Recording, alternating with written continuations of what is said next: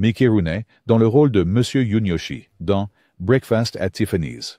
La performance de Mickey Rooney en tant que Monsieur Yunyoshi dans Breakfast at Tiffany's est l'un des exemples les plus infâmes de Yellowface à Hollywood. L'acteur blanc a subi une transformation vaste et offensante, avec des dents prothétiques, des yeux tirés en arrière et un accent japonais exagéré pour jouer le voisin japonais maladroit d'Audrey Hepburn.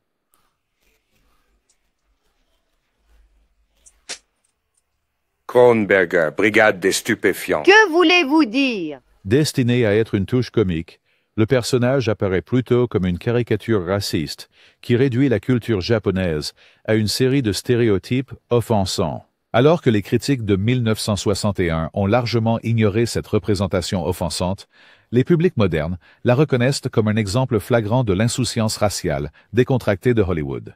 La Japanese American Citizens League a ensuite condamné ce rôle comme étant nuisible et déshumanisant, soulignant comment il perpétuait des stéréotypes nocifs sur les hommes asiatiques. La défense de Rooney, selon laquelle il ne faisait que suivre la vision du réalisateur Blake Edwards, sonnait creux, surtout après avoir admis dans une interview de 2008 qu'il regrettait ce rôle et ne l'aurait pas accepté s'il avait connu le tollé. Le charme durable du film ne peut effacer le fait que Yunyoshi reste un rappel douloureux d'une époque où Hollywood privilégiait systématiquement les acteurs blancs maquillés plutôt qu'une représentation authentique. Cette performance embarrassante souligne à quel point l'industrie a progressé en matière de sensibilité culturelle, tout en servant simultanément de mise en garde sur les dommages durables des caricatures raciales dans les médias populaires. John Wayne dans le rôle de Genghis Khan dans The Conqueror. La décision de choisir John Wayne, l'icône du cow-boy américain par excellence, pour incarner Genghis Khan, le chef de guerre mongol du XIIIe siècle, représente l'un des choix de casting les plus déconcertants et offensants de Hollywood. Wayne, connu pour son accent typiquement western et sa personnalité robuste, a prononcé des phrases comme « Je sens que cette femme tartare est pour moi », avec toute l'authenticité d'une bagarre de saloon, créant une performance à la fois historiquement inexacte et culturellement insensible. Les critiques de l'époque étaient unanimement déconcertés par cette transformation étrange. Variety la qualifiant de faux pas étonnant qui sapait la crédibilité du film. Le film The Conqueror a échoué spectaculairement au box-office, mais la véritable tragédie est apparue des années plus tard, lorsque des dizaines de membres du casting et de l'équipe, dont Wayne, Susan Hayward et le réalisateur Dick Powell, ont développé un cancer, beaucoup étant liés au lieu de tournage du film, près d'un site d'essai nucléaire à St. George, Utah. Wayne lui-même a plus tard qualifié ce rôle de la plus grande erreur de sa carrière. Aujourd'hui, le film est rappelé non seulement pour son manque d'authenticité risible, mais aussi comme un symbole des décisions imprudentes axées sur les stars à Hollywood et des conséquences réelles et troublantes qui ont suivi. Cela reste un sombre rappel d'une époque où l'exactitude historique et la sensibilité culturelle étaient régulièrement sacrifiées sur l'autel de l'attrait du box-office. Marlon Brando, dans le rôle de Sakini, dans La maison de thé de la Lune-d'Où. Marlon Brando, connu pour l'intensité de son jeu d'acteur méthode, a livré l'une de ses performances les plus mal avisées, en jouant Sakini, un interprète japonais, dans La maison de thé de la Lune-d'Où. Brando a subi une transformation en Yellowface, qui comprenait un maquillage lourd, des prothèses et un accent guindé qui ressemble à une parodie des schémas de discours japonais. Tandis que certains critiques de l'époque louaient son charme, beaucoup se demandaient pourquoi un acteur de la méthode du calibre de Brando accepterait un tel rôle théâtral. Caricature.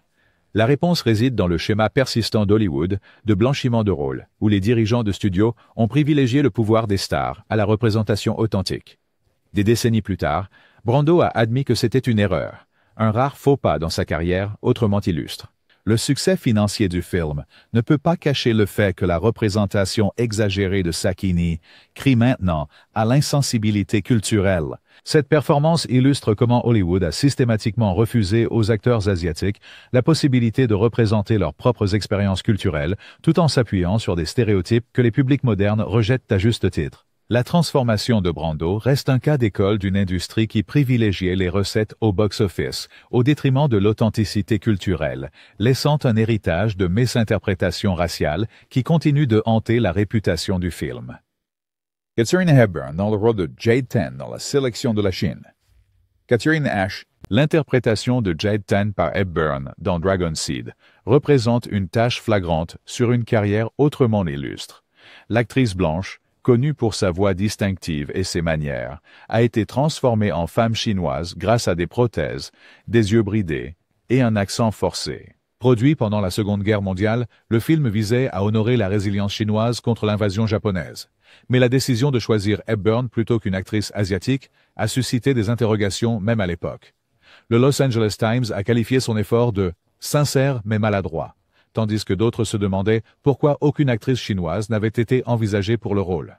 La décision de MGM de privilégier le pouvoir des stars plutôt que l'authenticité reflète un défaut courant dans l'approche de casting de l'âge d'or d'Hollywood. Aujourd'hui, cette performance est reconnue comme un exemple typique de blanchiment, effaçant le talent asiatique d'une histoire sur leur propre expérience culturelle.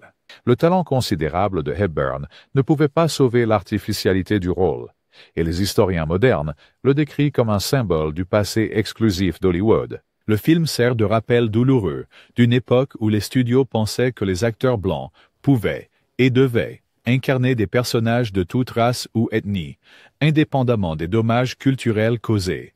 Charlton Heston en tant que Mike Vargas dans Touch of Evil. Le choix de Charlton Heston pour le rôle de Mike Vargas, un détective mexicain dans Touch of Evil d'Orson Welles, est l'un des exemples les plus déroutants du brownface à Hollywood.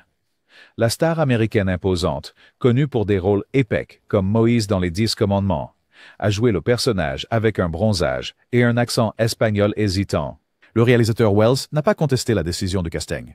Certains disent que l'influence de Heston a même permis à Welles d'obtenir le poste de réalisateur. Et ce choix a laissé les critiques perplexes. En 1958, le New York Times l'a qualifié de non convaincant, bien que l'éclat noir du film ait réussi à transparaître malgré cette erreur. Les mémoires de Heston révèlent qu'il supposait que Welles réalisait le projet, une confusion qui a scellé l'affaire pour cette représentation culturellement insensible. Aujourd'hui, cette performance est reconnue comme un exemple flagrant du schéma d'Hollywood de mettre de côté les acteurs latinos au profit d'étoiles blanches grimées. Le rôle a mal vieilli, car il met en évidence une lacune de l'industrie.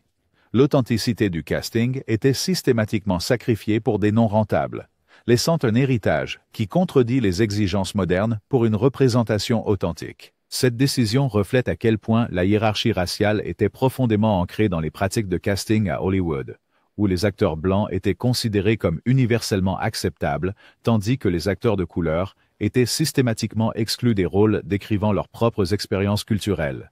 Natalie Wood en tant que Maria dans West Side Story. La performance de Natalie Wood dans le rôle de Maria dans l'adaptation cinématographique originale de West Side Story demeure comme une relique douce amère des pratiques de blanchiment de Hollywood.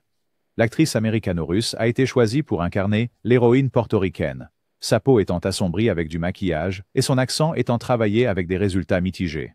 La comédie musicale de 1961 a ébloui le public et remporté 10 Oscars, mais même à l'époque, certains se demandaient pourquoi une actrice latine n'avait pas été choisie pour le rôle. Les studios comptaient sur l'attrait de Wood, une habitude courante de l'âge d'or qui privilégiait la commercialisation plutôt que l'authenticité culturelle. Les critiques ont salué sa profondeur émotionnelle, mais sa déconnexion culturelle ressort nettement pour les spectateurs modernes. Aujourd'hui, cette performance est vue comme un exemple de brownface, un rappel frappant de l'échec de Hollywood et reflétait les communautés qu'il représentait. La décision de la nouvelle version de 2021 de choisir l'actrice latina Rachel Zegler pour le rôle de Maria a mis en lumière les défauts de l'original et a suscité des conversations nécessaires sur la représentation à Hollywood. La performance de Wood, bien que techniquement accomplie, représente une époque qui privilégiait le glamour et le pouvoir des stars plutôt que la représentation authentique des communautés minoritaires, laissant un rôle autrefois adoré de plus en plus en décalage avec les valeurs contemporaines. Al Jolson dans le rôle de Jack Robbins dans Le chanteur de jazz. La performance d'Al Jolson en tant que Jack Robbins dans Le chanteur de jazz représente à la fois un jalon technologique en tant que premier film parlant et un point bas culturel dans l'histoire d'Hollywood. Jolson, une star blanche du vaudeville, noircissait son visage pour jouer un chanteur juif qui adopte les traditions des minstrels en blackface, chantant Mamie avec enthousiasme. Les spectateurs en 1927 ont applaudi cette performance, mais aujourd'hui, elle apparaît comme une démonstration écœurante de racisme qui a normalisé la déshumanisation des Afro-Américains. Le New York Times a salué la technologie sonore innovante du film, sans commenter ses stéréotypes racistes. Pourtant, le blackface a cimenté un héritage d'appropriation culturelle et de dégradation. Jolson a construit sa carrière sur ce numéro offensant, mais les yeux modernes le voient comme un artefact honteux d'une industrie qui a embrassé sans critique les traditions racistes du minstrel. Le statut pionnier de ce film est profondément compliqué par son contenu raciste, en faisant un rappel amer de la façon dont le progrès technologique à Hollywood s'accompagnait souvent de recul moral. Le chanteur de jazz est un lien direct avec le passé sombre des minstrel shows, démontrant comment Hollywood perpétuait des stéréotypes racistes tout en innovant dans d'autres domaines. Hattie McDaniel, dans le rôle de Mamie dans Autant en emporte le vent. La performance oscarisée de Hattie McDaniel en tant que Mamie dans Autant en emporte le vent représente une tragédie complexe dans l'histoire de Hollywood.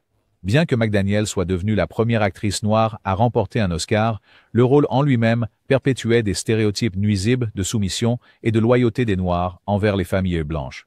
Le personnage de Mamie est un portrait unidimensionnel de dévouement envers ses employeurs blancs, reflétant la vision étroite d'Hollywood pour le talent noir durant l'ère de la ségrégation.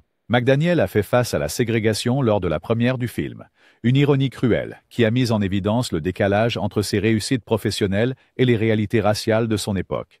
Elle a dit célèbrement qu'elle préférait jouer une domestique plutôt que d'en être une.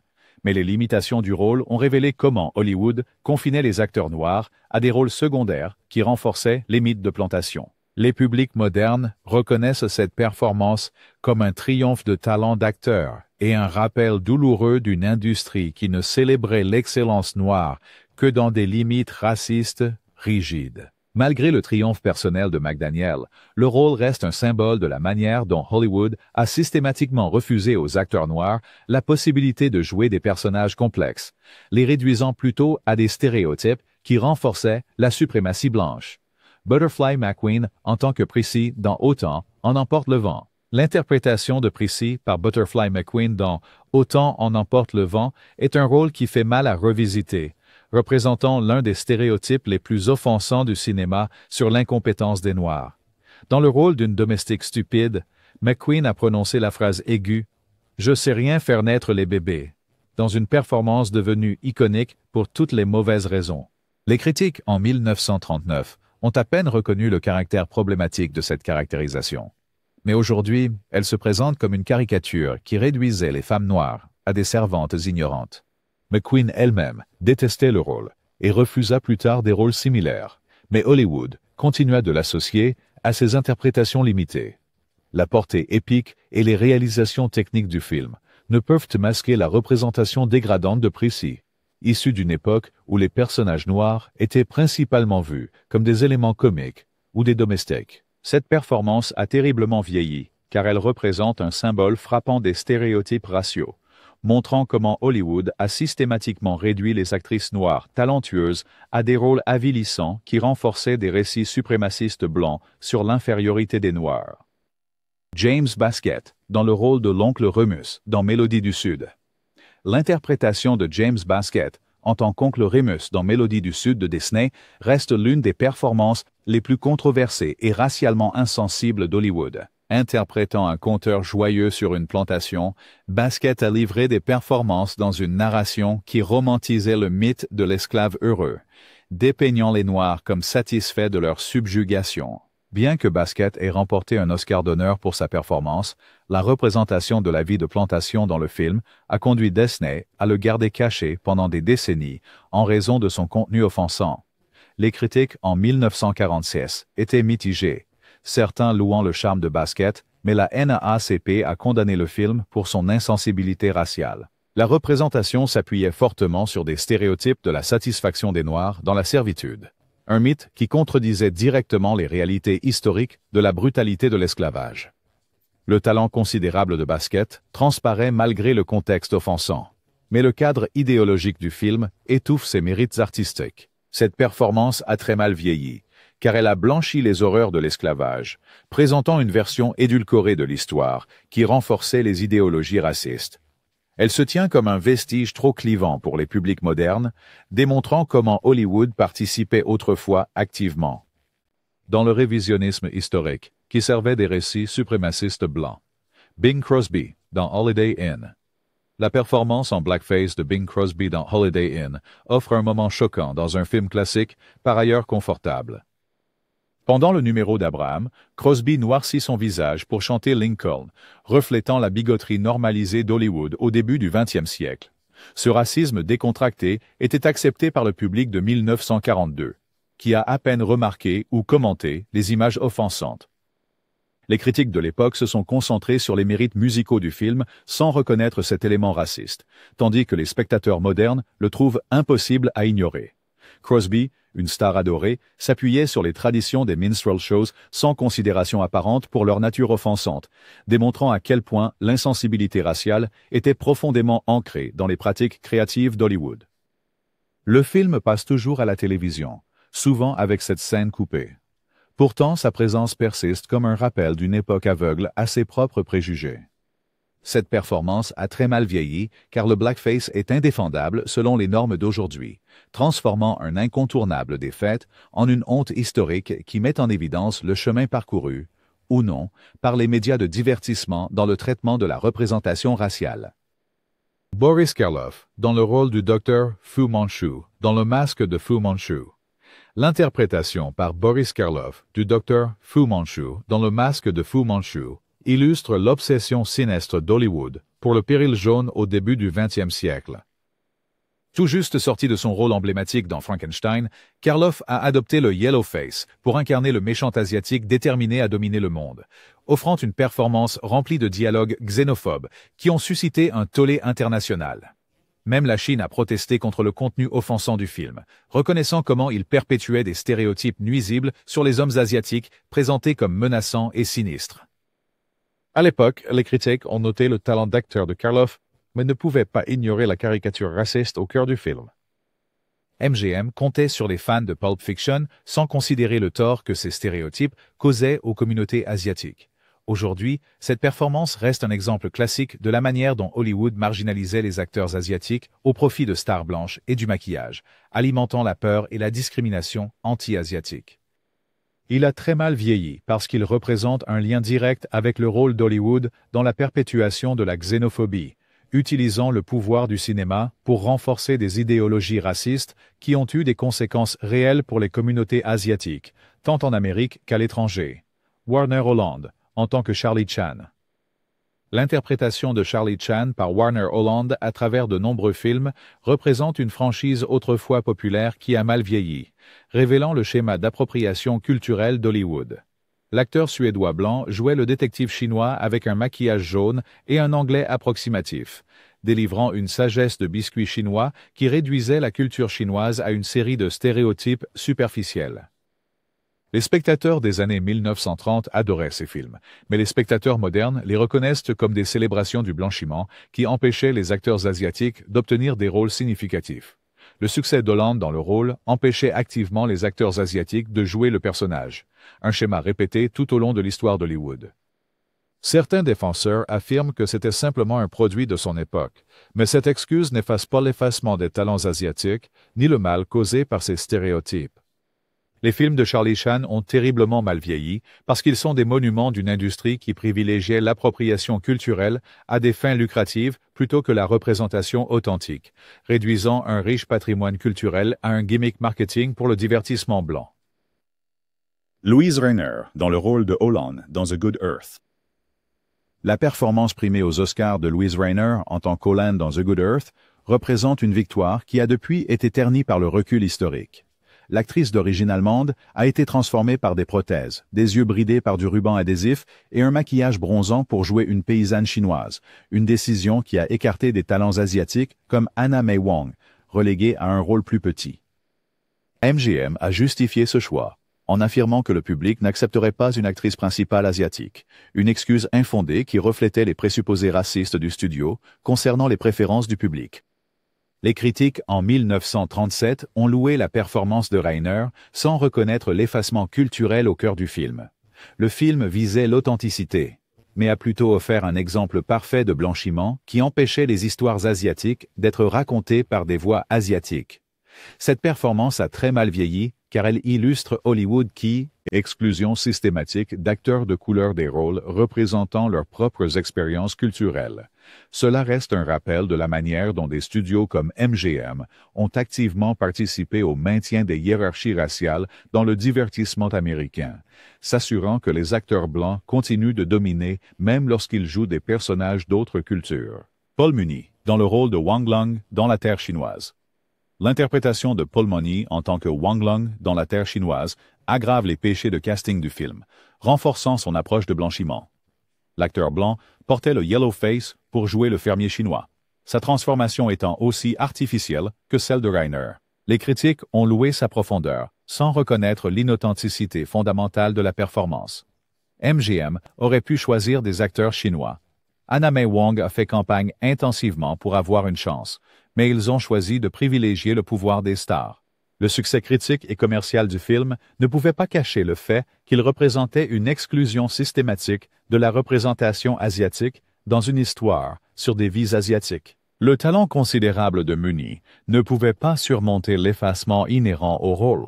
Cette performance a très mal vieilli, car elle illustre la tendance d'Hollywood à privilégier la célébrité et la rentabilité au détriment de la fidélité culturelle, excluant ainsi les acteurs asiatiques des opportunités significatives tout en profitant de leurs histoires culturelles. Il reste un rappel brutal de la profondeur de la discrimination raciale intégrée dans les pratiques de casting d'Hollywood, où les acteurs blancs étaient considérés comme universellement acceptables, tandis que les acteurs de couleur étaient systématiquement marginalisés. Voici une discussion approfondie des entrées numéro 16 à 20, chacune élaborée avec plus de profondeur et de contexte. Ensemble, elles totalisent environ 2000 mots. Yul Brynner, dans le rôle du roi Mongkut, dans The King and I. L'interprétation emblématique de Yul Brynner dans le rôle du roi Mongkut, dans The King and I, est à la fois un témoignage de sa présence à l'écran et un exemple flagrant de la tendance historique d'Hollywood à blanchir. Brynner, un acteur né en Russie d'origine partiellement mongole, s'est rasé la tête, a foncé son teint et a adopté un style de parole stylisé pour jouer le roi de Siam, aujourd'hui la Thaïlande.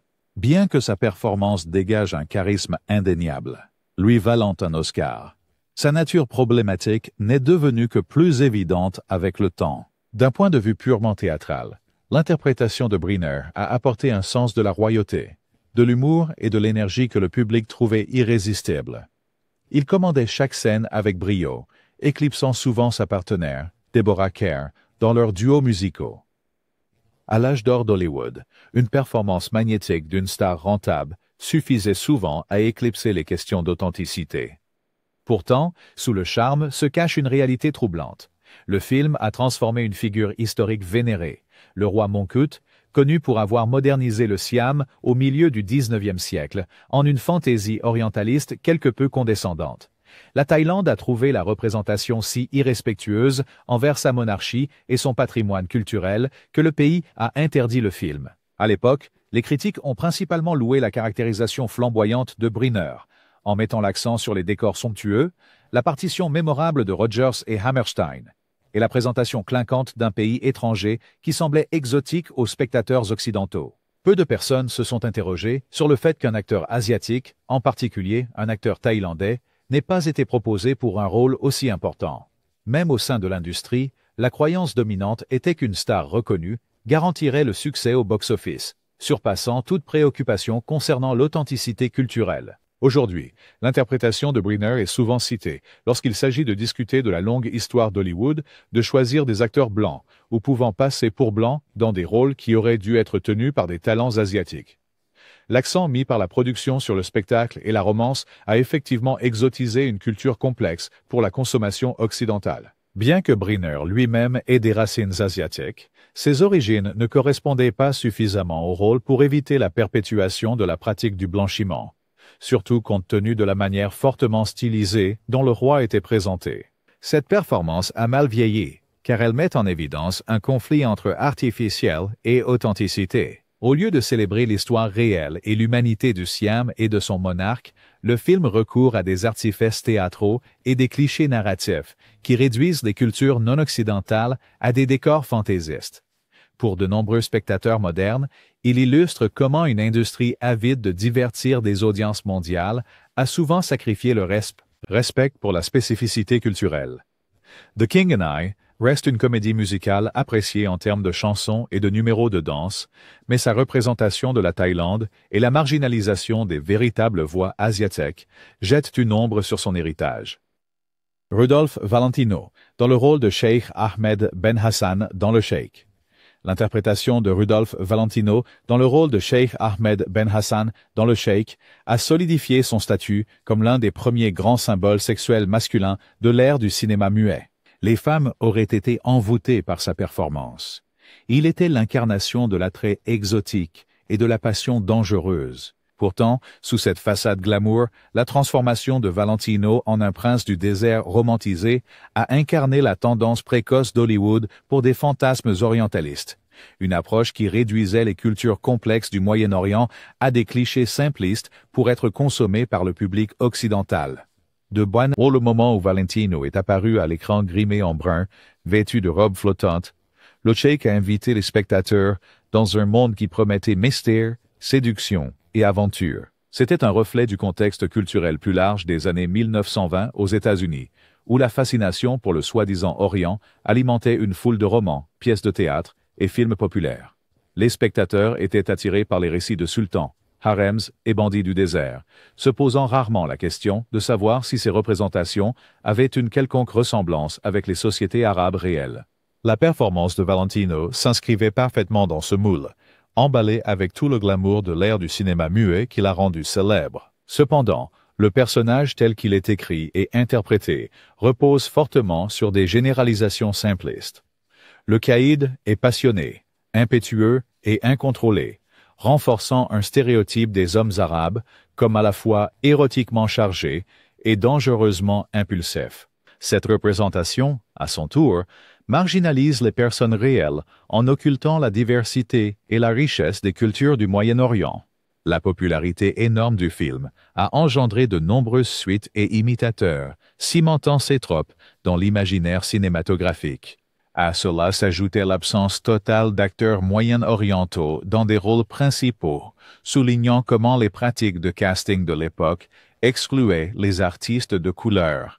Un acteur italien, choisi pour son apparence exotique, est devenu le visage de l'amant arabe, initiant un héritage de la dépendance d'Hollywood aux acteurs blancs, ou à ceux pouvant passer pour blancs pour incarner des personnages non blancs. Cela a créé un modèle pour d'innombrables films, qui allaient plus tard perpétuer des caricatures du Moyen-Orient, comme une terre d'intrigue, d'anarchie et de romances extravagantes.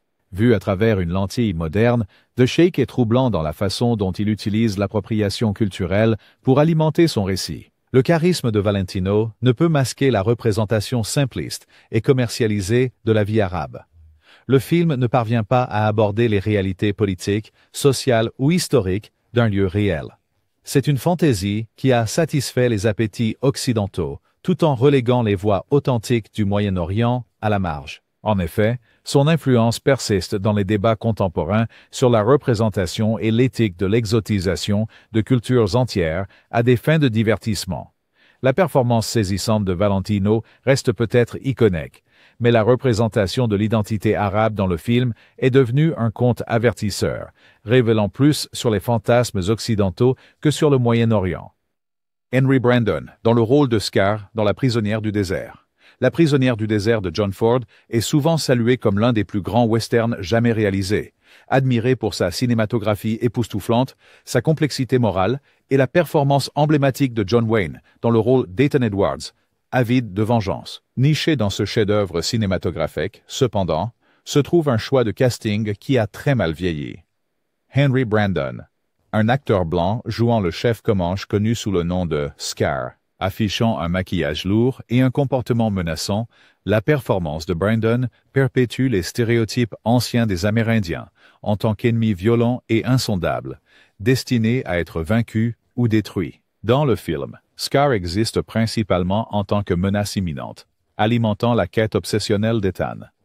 Bien que The Searchers tente une approche plus nuancée de son sujet, soulignant comment la haine et la vengeance peuvent être des forces destructrices, Scar lui-même ne dépasse jamais le cliché de l'antagoniste sauvage. Et un peu de détails sur ses motivations, son histoire personnelle ou son état émotionnel sont explorés. Il est principalement défini comme un ressort narratif, en grande partie par la menace. Cette représentation limitée reflète l'échec plus large de l'époque à accorder aux personnages amérindiens leur propre autonomie, nuance ou dignité. Les critiques en 1956 se sont généralement concentrées sur la performance de John Wayne, la direction de Ford et l'utilisation innovante du paysage dans le film. Le choix de Brandon pour le casting a été largement accepté dans les médias grand public, car il était courant d'engager des acteurs blancs maquillés pour jouer des rôles indigènes. Néanmoins, pour les communautés amérindiennes, ces représentations ont contribué à un récit culturel qui les a relégués à une altérité perpétuelle, soit des ennemis redoutables, soit des acolytes stoïques, avec peu de profondeur intérieure. Ce schéma excluait systématiquement les véritables acteurs autochtones des rôles significatifs, effaçant davantage leur présence et leurs histoires de la frontière cinématographique. Compliquant le problème, la prestation de Brandon renforce les stéréotypes du noble sauvage et du guerrier sauvage, deux cadres réducteurs qui influencent encore la façon dont les Amérindiens sont représentés dans les médias. En incarnant l'extrême vilain de ces stéréotypes, Scar devient essentiellement le reflet le plus sombre des angoisses des colons blancs. Bien que La prisonnière du désert puisse tenter de critiquer les préjugés d'Ethan Edwards, le film renforce néanmoins une représentation dommageable des peuples autochtones comme l'inconnu effrayant. Au fil des décennies, de nouvelles générations de cinéastes ont cherché à offrir des représentations plus précises et respectueuses des personnages autochtones. En comparaison, Scar de Brandon se démarque comme une relique du refus d'Hollywood de reconnaître les Amérindiens comme des êtres humains à part entière. Même si La prisonnière du désert reste un incontournable dans les programmes des écoles de cinéma et les discussions critiques, la représentation de Scar appelle à une compréhension plus nuancée de la façon dont le sectarisme et l'exclusion façonnent les héritages cinématographiques. C'est un témoignage de la complexité du film, qu'il puisse être à la fois vénéré et critiqué, mais il ne fait aucun doute que sa représentation de ce chef comanche a mal vieilli à notre époque actuelle, où les spectateurs exigent de plus en plus d'authenticité et de respect pour les expériences vécues des peuples autochtones. Jennifer Jones dans le rôle de Han Soo-yin dans Love is a Many Splendored Thing. Love is a Many Splendored Thing est l'un des drames romantiques emblématiques des années 1950. Pourtant, au cœur de celui-ci se trouve une erreur de casting flagrante. Jennifer Jones, une actrice blanche, dans le rôle du docteur Han Soo-yin, un personnage basé sur la vie d'une véritable médecin et écrivaine belgo-chinoise. Dans le film, Jones porte du maquillage pour paraître plus asiatique et adopte un accent censé évoquer vaguement le chinois. Alors qu'à l'époque, Hollywood attribuait régulièrement des rôles de personnes de couleur à des acteurs blancs, la décision de choisir Jones pour ce qui aurait dû être une opportunité décisive pour une actrice asiatique est particulièrement choquante avec le recul. Basé sur le roman autobiographique de Han Soo-yin, le film suit une romance contrariée sur fond de complexité sociale et politique à Hong Kong. Le contexte réel de l'histoire exigeait de l'authenticité.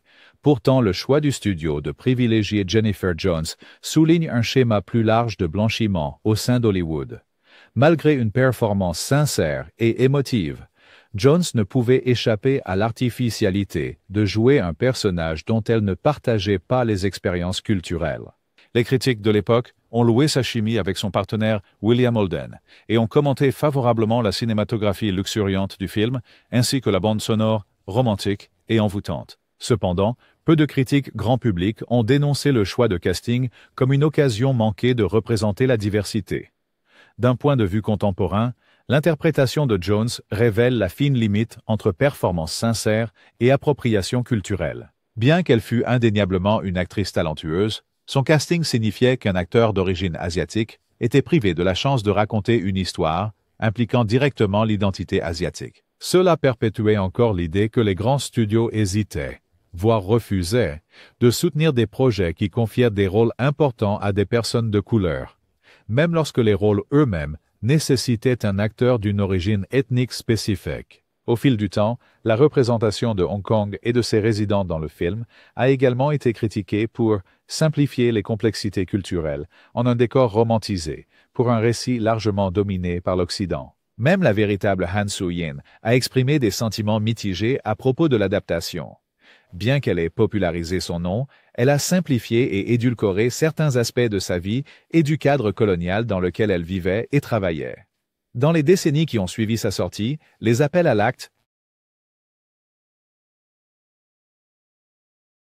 Les appels pour une représentation précise se sont intensifiés. Les films, autrefois salués principalement pour leur valeur de divertissement, sont maintenant réévalués à travers le prisme de l'inclusivité et du respect de l'authenticité culturelle. Jennifer Jones a peut-être cherché à honorer l'histoire du Dr. Han Soo-yen, mais son casting reste un exemple frappant de la manière dont l'obsession d'Hollywood pour les noms rentables l'emporte souvent sur la nécessité d'une représentation authentique.